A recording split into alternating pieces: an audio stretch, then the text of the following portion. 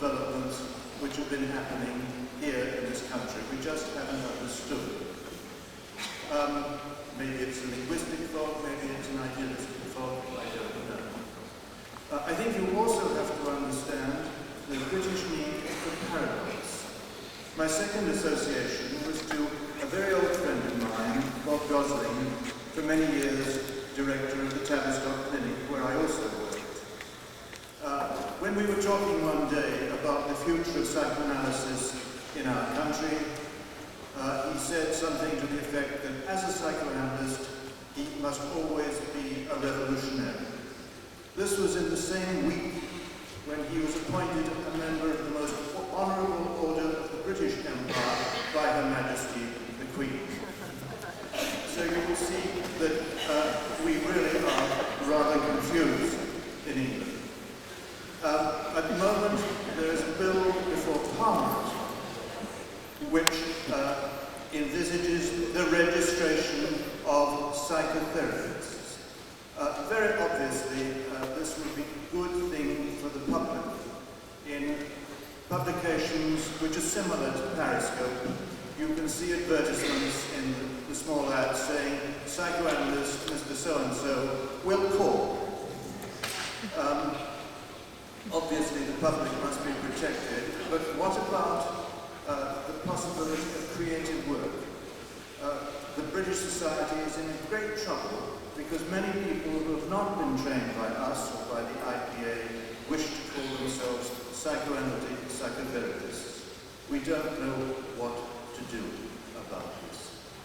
This may all seem very simple and superficial to you, but the paradox continues. Members of the British society have to pay £150 a year under our rules to the IPA.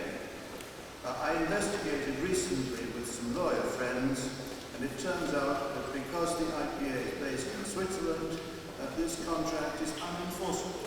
So we have to pay the dues on an unenforceable contract. Once again, paradox seems to govern the British attitude towards psychoanalysis. This may well seem all roundabout and not have much to do with the topic of our meeting today. But it seems to me that we are caught, at least in my country, in this terrible conflict between bureaucracy and creativity. Winnicott, and here I take slight issue with Warren Boland, it's object relations theory, not communism, which is the vital theoretical development. Winnicott said that creativity lies in the potential space between inner and outer, between the inner world and reality. I think that for us, me certainly, that René Major and the committee in creating the Estates General, in creating something which is different and potentially revolutionary, which is asking us to look again, is helping us to create a potential space here in which genuine developments for psychoanalysis can appear and be worked through between the IPA, which is both crass and venal and nevertheless represents the past and all the many good things of Freud, and whatever is going to come out of this meeting which will force us to think anew. Thank you.